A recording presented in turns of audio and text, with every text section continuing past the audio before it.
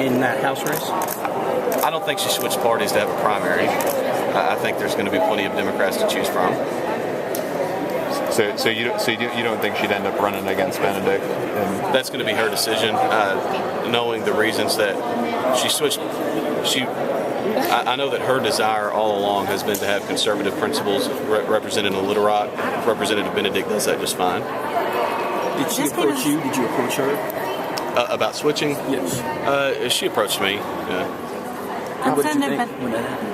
Oh, I thought, we welcomed her. We were excited about the prospect. It wasn't a rash. She talked to several members of the legislature, several friends and family. I mean, it wasn't a rash decision at all. It's something that she put a lot of thought into. Representative Benedict said this came as a surprise yesterday. She heard about it from me. Yeah.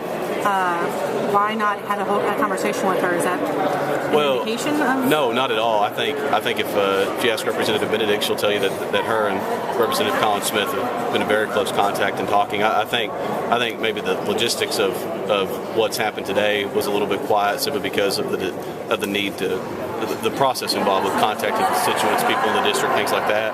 And so I think that was probably a little bit more quiet than other things. But I do know that Representative Benedict and Representative Colin Smith have talked several times, and they're friends. And I think they both want to serve in Little Rock together next time. I don't think they want to run against each other. Is that an indication that she's going to run for a Senate seat then? I can't.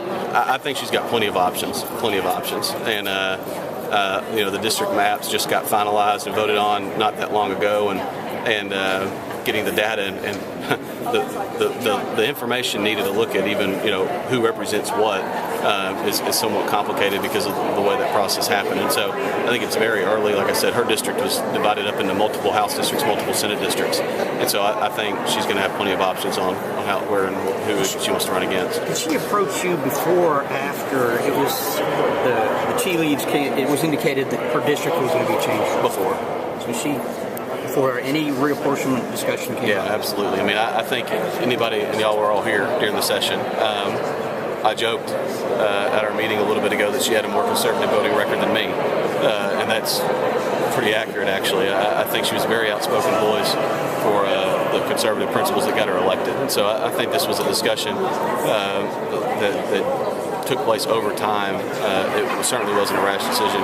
Certainly not a political opportunist decision. I mean, she's gonna, whatever she does. I mean, I don't think there's any mistake about it that the way the lines were drawn, that they didn't want her back in Little Rock, and she's going to have a difficult fight because of that. But she's with a party that's going to support her and help her because we need people like her here. Are you all in talks right now with any other Democratic House members about a party switch? Yes. How many? I won't say that, but yes. Multiple members. Yes.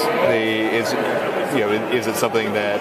How far along are those talks right now? They all vary. It goes from conversations in a quiet room to more actual deliberate, sitting down and looking at real information. I think the important thing, and this may sound silly because we're talking about a party switch, but I think people just want to be at home where they can vote the views and values of the people that elected them. I think the Republican caucus in the House is the place to do that. And so I don't think people, I really believe that people don't so much care about the party. They want to feel at home, and they want to be at a place where they can vote the way they want to vote and represent the people that elected them.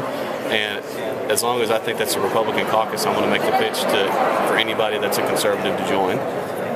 A lot of people would look at just the pure numbers here. This doesn't really mean anything in terms of the numbers. It doesn't change the makeup that much.